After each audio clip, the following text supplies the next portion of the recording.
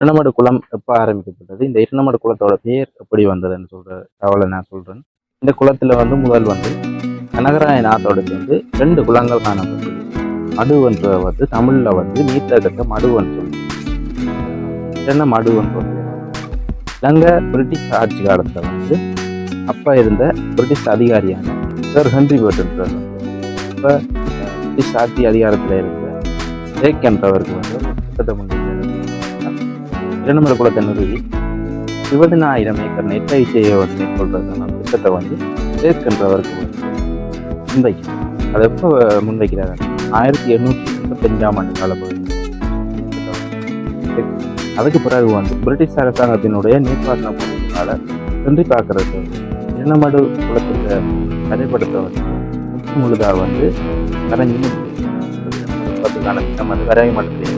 அதுக்கு பிறகு ஒரு அதிகாரி ஒரு ஆள் வந்தார், பிரலன் என்றவர் வந்தார். அவர் இரண்டமடு குளத்துக்கான திட்டத்தை முன்னெடுக்கிறதுக்கான முழு முயற்சிகளை அந்த வகையில் கிழக்கு பிரதேசத்தில் வாழ்ந்த ஒன்றில் வெற்றிவேலு ஐயா என்றவர் இந்த காட்டை முற்று முழுதாக ஆராய்ச்சி செய்கிறார். காட்டை முற்று முழுதாக ஆராய்ச்சி செய்து இந்த குளத்தை நிர்மாணிக்கிறதுக்கான ஒரு பணியை மேற்கொண்டு வந்துள்ளார். அந்த வகையில் முதலாவது பணியாக குளத்தை கட்டி வைக்கிறதுக்கான ஆழ்பலம் மட்டும் குடியிருப்பை இப்போ காணப்படுற சுப்பரந்தன் சொல்றத அவர்களை வச்சு இந்த குளத்தை கட்டி வைக்கிறார். 1902 ஆண்டு ஸ்டார்ட் பண்ணி முழுதான் நிறைவடைக்கல. இதோட எவ்வளவு செலவாயிருக்குன்னா 19,04,000 குளத்துக்கான ஒரு செலவாக வந்துருக்கு.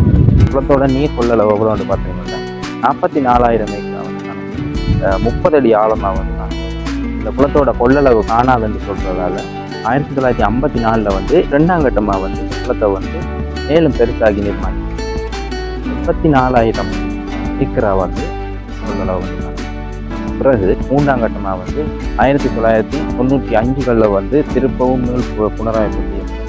1907 ஆண்டு வருது. இதோட நீர் கொள்ளளவு பார்த்தீங்கன்னா 1,06,500 ஏக்கரா நீர் கொள்ளளவு காணப்படுது. 1997 ஆண்டு புனரமைப்பு இப்போ நாங்கள் பார்த்து கொண்டிருக்கோம். இந்த வான் கதவுகள் எல்லாம் இதோட தோட்டங்கள் எல்லாம் எப்போ கிடைக்கும் 1997 முன்னாள் காலப்பகுதியில் எதுவுமே காணப்படவில்லை. வெறுமனையே கதவுகள் இல்லாத ஒரு குளமாக தான் நமக்கு காணப்படுது. இந்த குளத்துக்கு எங்கெங்கே இருந்து நீர் கிடைக்குதுன்னா பெரமாரி ஆறுன்னு சொல்கிற பெரமாரி கனகராயன் ஆற்றில் இருந்தால் இந்த குளத்துக்கு நீர் இந்த குளத்தோட வடக்கு பக்கம் பார்த்தோம்னா விடுதலை புலிகளுடைய விமான ஓடுதளம் காணப்படும். தெற்கு பக்கம் பார்த்தோம்னா அம்பகாம காட்டுப்பகுதி காணப்படுது. அதாவது குறிப்பிட்டு சொல்லணும்னா விடுதலை புலிகளினுடைய காலத்தில் 1975 ஆண்டு முதலாவது விடுதலை புலிகளினுடைய பயிற்சி முகாம் அங்கே ஆரம்பிக்கப்படுது. வடக்கு பக்கம் உள்ள விமான நிலையத்தில் அந்த நேரம் விடுதலை புலிகளுடைய அரசியல் ஆலோசகர் ஐயா அண்டல் பாலசிங்கம் ஐயா அவர்களும் அவருடைய அம்மையார் அண்டல் பாலசிங்கமும் தரையிறங்கினர். பாரிய ஒரு போர் நடவடிக்கையாக இலங்கை இராணுவம் ஜேசிகுரு என்ற ஒரு இராணுவம் அந்த ஜேஸ்குரு சமரில் இந்த இரண்டமடு குளத்தை மட்டும் அவைகளால் கைப்பற்றலாம்.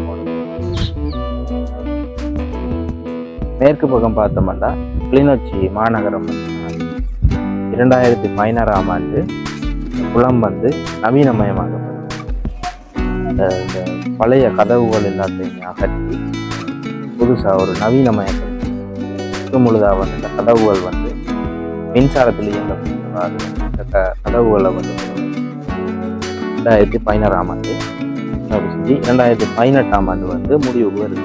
இதுவரைக்கும் கிளிநொச்சி மாவட்டத்தில் விவசாயிகள் 3/2 பகுதி குளத்தை நம்பியே இந்த விவசாய நடவடிக்கை வருகின்றன. இது போன்ற மேலும் பல வீடியோக்களை பார்க்கணும் ட்ரை பண்ணுங்க. நிறைய வரலாற்று தகவல்கள், சொல்ல மறந்த கதைகள் எல்லாமே பன்னி மண் என்ற சேனலுக்கு போய் இந்த வீடியோ பாருங்க. சப்ஸ்கிரைப் பண்ணுங்க, லைக் சப்போர்ட் பண்ணுறாங்க.